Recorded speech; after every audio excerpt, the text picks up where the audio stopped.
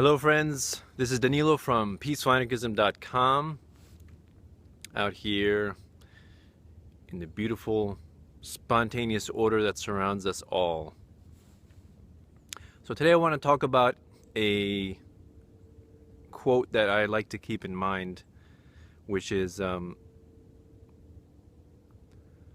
when you love your family and friends, you become a decent, moral, compassionate person. When you extend that love to all of humanity, you become a voluntarist. Now, it is the understandable primal instinctual urge for everyone to place on a pedestal of value much higher than others one's own family and close immediate friends. So it's natural for everyone to say, I love my children more than other children. I love my wife more than other women. I love my husband more than other men. And that is entirely natural, and I think is a reflection of our more of our base animalistic instinctual limbic system, reptilian brain. However, we are not just animals. We are human beings. And there is a fundamental difference between a human and an animal, which is the ability for self-reflection, introspection, intellectual examination, the ability to theorize and understand abstract concepts, to plan and execute. These are traits that are quite unique to the human being. And so when we extend our love and compassion and kindness towards people of all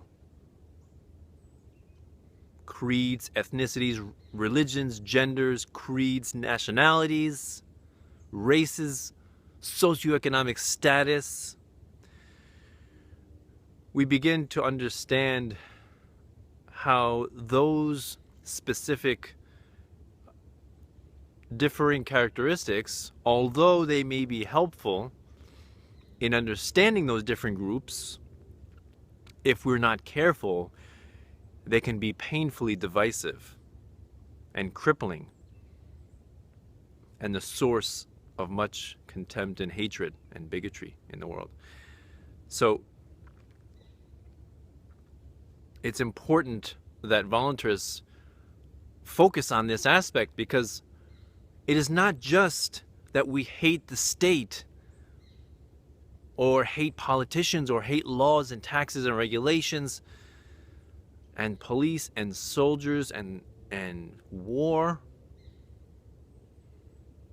The totality of that would be the initiation of force. It's not just that we hate that, but we love kindness, gentleness, compassion, sincerity, beauty, wonder, splendor, creativity, imagination. And those characteristics are not isolated to a specific group of people. They're not isolated to Americans, Mexicans, Iranians, Russians, Australians, Chinese, Indian. No. Those differences may have occurred involuntarily through evolution, but that's it. Ultimately, we share much more in common, we, as in those living on the piece of dirt known as the United States of America, share much more in common with the common folk of Iran, Afghanistan, Pakistan, Yemen, Somalia, Syria, than we do with our own political masters here at home where we live. We have more in common with each other, with the vast majority of human beings who possess a moral compass, who have a conscience, who strive to raise their kids to be moral, decent, compassionate human beings, who strive to give them a proper education, who strive to give them a good start in life. We have more in common with those than we do with those very negligible, tiny, insignificant minority of people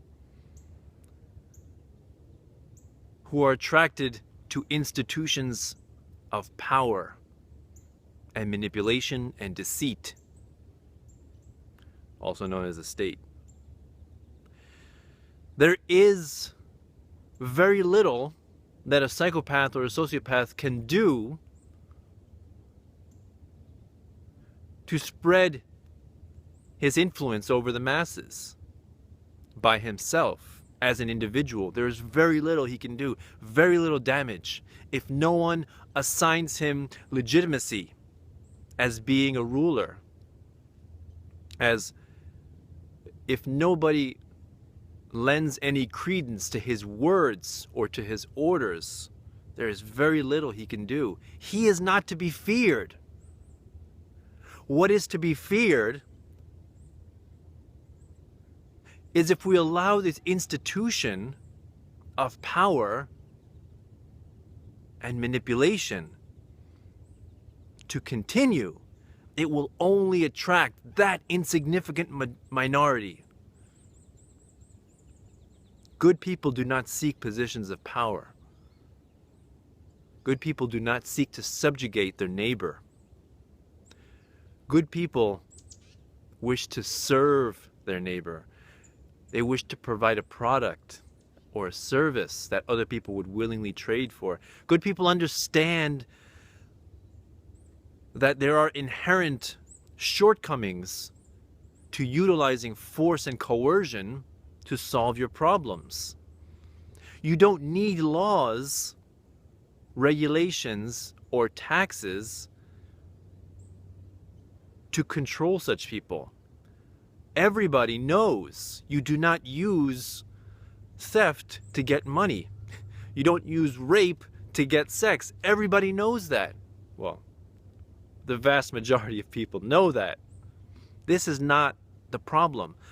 The problem is when we hallucinate that some people have the moral right to rule and by definition own other human beings. This is the source of the much evil and much hated idea of statism and all of its concomitant branches of war, mass surveillance, counterfeiting, theft, caging of peaceful human beings for victimless crimes. We must understand what voluntarists are and what they want. I don't see color, just as I don't see nationality or ethnicity or gender or creed. I see human beings, I see individuals who act in their own self-interest. And in doing so, that benefits society. So I hope all of you, even if you don't call yourself a voluntarist, can understand how these categories divide us so destructively, and we must abandon them. So I hope you all have a wonderful day. This is Danilo from peacefulanarchism.com. Enjoy nature.